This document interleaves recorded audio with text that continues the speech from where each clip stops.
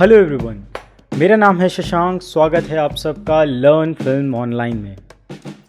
Last video में हमने बात किया था एक्सेल कट के बारे में। इस वीडियो में हम लोग जंप कट के बारे में बात करेंगे। तो आइए शुरू करते हैं।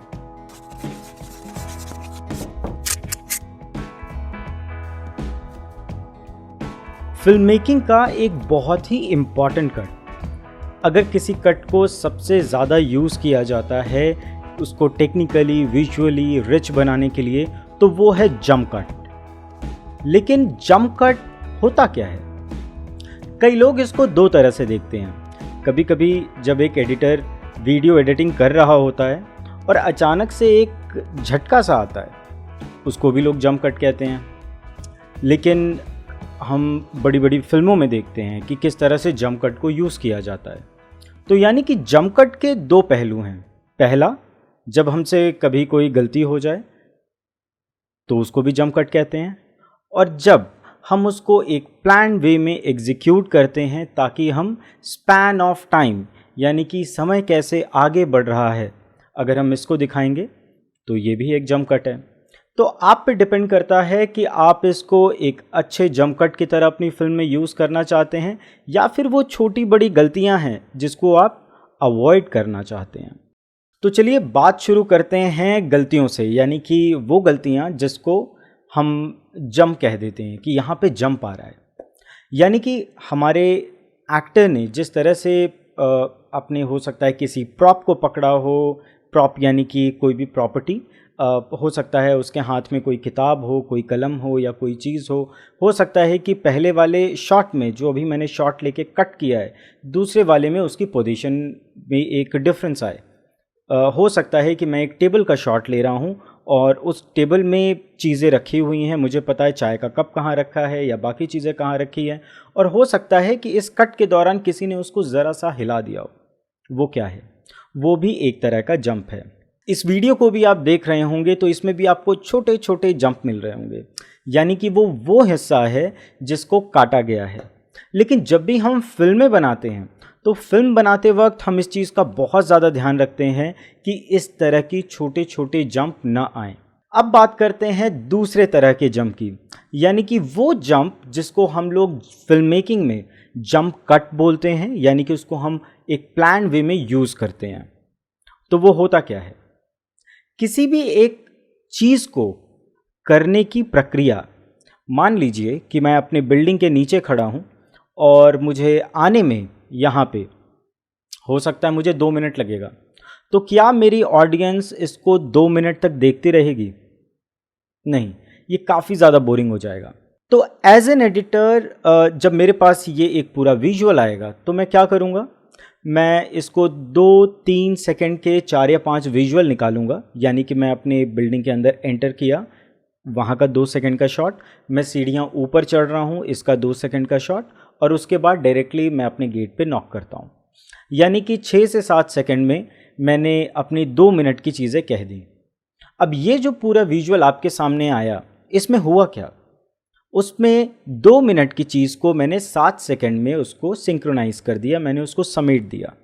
जब मैं ऐसा करूँगा तो जाहिर सी बात है मेरा जो कैरेक्टर है वो कहीं अभी दिख रहा है, उसके बाद कहीं और दिखेगा। तो ये एक तरह का प्लान्ड जंप कट है, ठीक है।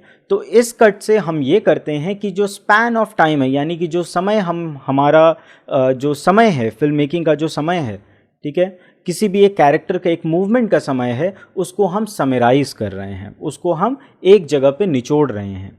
और इस कट को, यानी कि जब एक एडिटर इसको टाइमलाइन पे कट करेगा तो वो इसको जंप कट कहेगा। या फिर जब हम अपनी फिल्मों को स्क्रिप्ट में लिखते हैं तब भी हम एक विजुअल के बारे में लिखेंगे, और लिखने के बाद हम हो सकता है उसमें बस मेंशन कर दें कि ये as a jump cut present किया जाएगा। इससे एक डायरेक्टर को भी एक क्लियर आइडिया मिलता है कि जो चीज़ें पेपर में लिखी हुई हैं उसको किस तरह से शूट करना है, और एक एडिटर को भी आइडिया मिलता है कि एग्जैक्टली इस फुटेज के साथ किस तरह का ट्रीटमेंट देना है।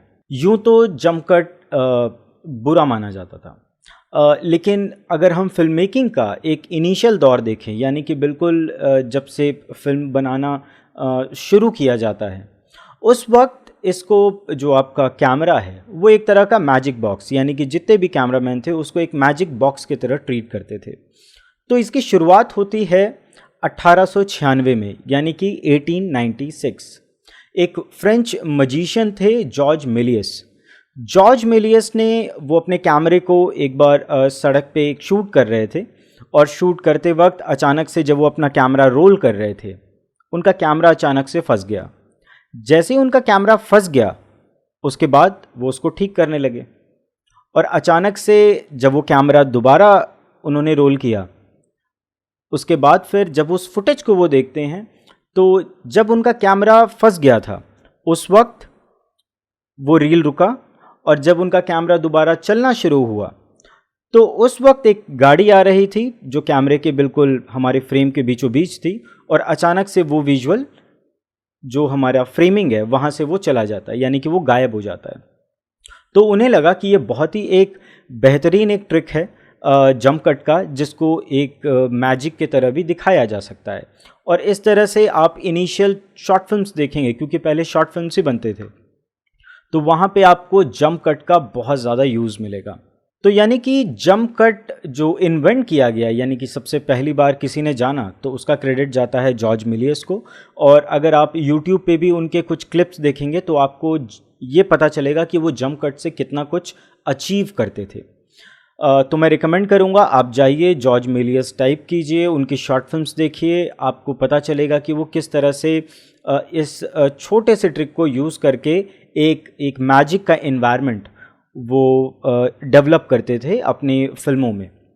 उसके अलावा आप जब फ्रेंच न्यू वेव का जो दौर था, वहाँ पे जंप कट को बहुत ज़्यादा यूज़ किया जाने लगा।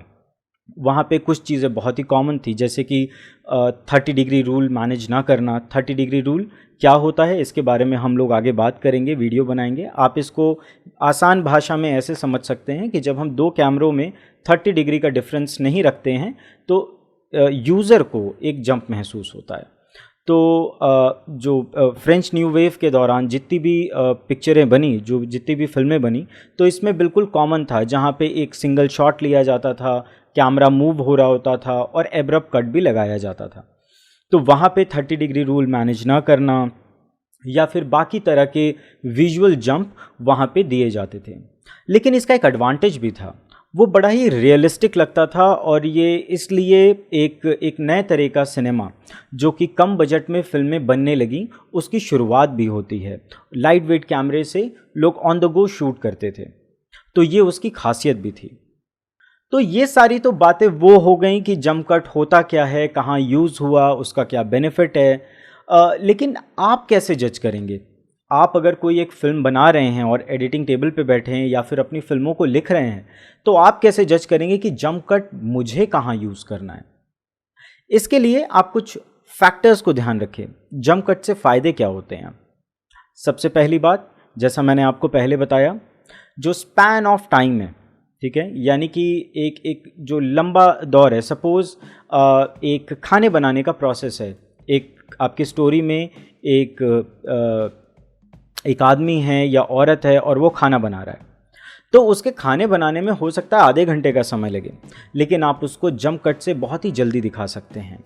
एक एग्जाम्पल के लिए, कढ़ाई है, उसको इंडक्शन पे या गैस पे चढ़ाया गया है, अचानक से आप दिखाते हैं तेल गिर रहा है, फिर आप दिखाते हैं उसमें कुछ और चीज़ें गिर रही हैं, फिर अचानक से आपको दिखता है कि वो खाना बन के तैयार हो गया। तो ये एक तरह का विजुअल ट्रीटमेंट है। रादर देन आप इसको एक टेक्निक की तरह बात करें, आप एक ऑडियंस की तरह जब आप इसको सोचेंगे तो आपको लगेगा कि एक देखने वाले को ये विजुअल कितना इंटरेस्टिंग लग रहा है। दूसरी चीज़ इसकी आप ये कह सकते हैं कि ये काफ़ी ज़्यादा रिलेटेबल लगता है। रिलेटेबल एक नेचुरल एक फ़्लो लगता है, जिस तरह से हम एक कहानी को परसीव करना चाहते हैं या फिर उसको देखना चाहते हैं, तो ये हमारे एक ऑडियंस के मूड के हिसाब से ये आगे बढ़ता है। तीसरी चीज़, ये एक नया तरीके का ट्रीटमेंट है, क्योंकि जंप कट अब आज के दौर में देखें तो फिल्म मेकिंग में बहुत ज़्यादा यूज़ होता है जंप कट, और ये काफ़ी ज़्यादा इंटरेस्टिंग भी लगता है। तो नए सिनेमा में अगर आप देखेंगे तो जंप कट को आप अलग अलग तरह से यूज़ कर सकते हैं, डिफरेंट ट्रैक्स पे यूज़ कर सकते हैं, ट्रैक यानी कि म्यूज़िक पे कर सकते हैं, एक नया फ्लेवर आप ऑडियंस को दे सकते हैं।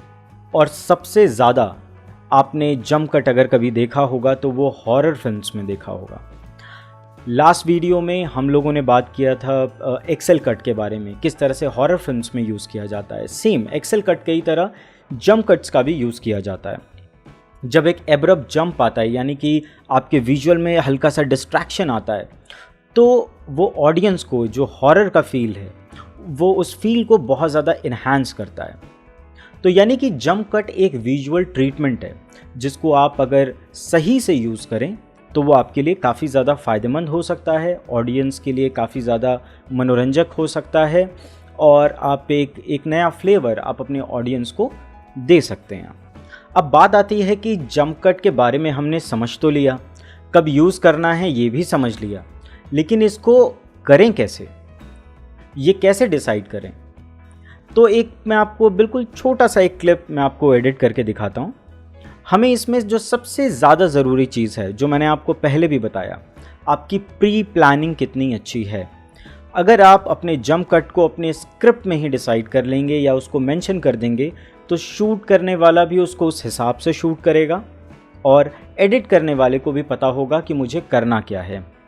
तो रादर देन हम उसको फिक्स करने लगें, उससे अच्छा है कि हमें पता हो कि हमें विजुअल ट्रीटमेंट क्या देना है। तो सबसे पहले एक प्री प्लानिंग बहुत ज़रूरी है। दूसरी चीज़ जो ज़रूरी है, जो ज़्यादातर जंप कट में यूज़ होता है, वो है अगर आप ख़ास तौर से किसी एक म्यूज़िक के साथ करें तो एक अच्छा ट्रैक। जब आप एक अच्छा ट्रैक यूज़ करते हैं तो जो म्यूज़िक है, उसका जो म्यूज़िक ट्रैक जो आपने सेलेक्ट किया है, उसकी जो वेवलेंथ होती है वो हमारे इमोशंस को ऊपर या नीचे करने में काफ़ी ज़्यादा हेल्पफुल होती है। आप उस ट्रैक के बीट्स को पहचानें, वहाँ पे आप विजुअल को एक अप्रोप्रिएट स्पेसिंग दें। ऐसा भी नहीं लगना चाहिए कि बिल्कुल स्लाइड जंप हो रहा है, ठीक है। अगर बिल्कुल आप छोटा सा जंप देंगे तो वहाँ पे वो ग्लिच जैसा लगेगा, इसलिए आप उस पर अप्रोप्रिएट एक स्पेसिंग दीजिए, यानी कि एक कैरेक्टर के एक पोजीशन और दूसरे पोजीशन में फ़र्क होना चाहिए। और उसके बाद जिस तरह का आपके दिमाग में एक फ्रेम बना हुआ है कि इसमें मुझे कुछ इस तरह का विजुअल दिखना चाहिए, यानी कि जो आपने प्लान किया है उसको आप एडिटिंग टेबल पे अचीव करने की कोशिश करें।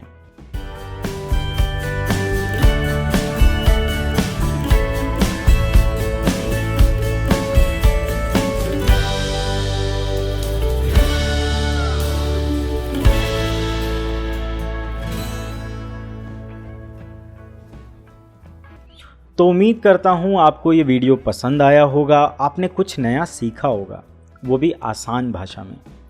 तो अगर आपको ये वीडियो पसंद आया हो तो लाइक कर दें। अगर आप सब्सक्राइब नहीं किया है आपने अभी तक इस चैनल को तो सब्सक्राइब ज़रूर करें। अगर आप सब्सक्राइब कर चुके हैं तो अपने फ्रेंड को किसी को शेयर कीजिए, हो सकता है उसके लिए ये बहुत ज़्यादा हेल्पफुल हो। और हाँ, इस चैनल पे हम सारे कंटेंट बनाते हैं हिंदी में, क्योंकि हमारा मानना है हिंदी में सीखना आसान है। लेकिन आपकी चीज़ों को और भी आसान करने के लिए मैंने कुछ फिल्म के क्लिप्स रखे हैं, तो उन क्लिप्स को देखिए और उससे आपको ये आइडिया लगेगा कि आपकी फिल्म में भी कुछ ऐसा हो सकता है। तब तक के लिए धन्यवाद।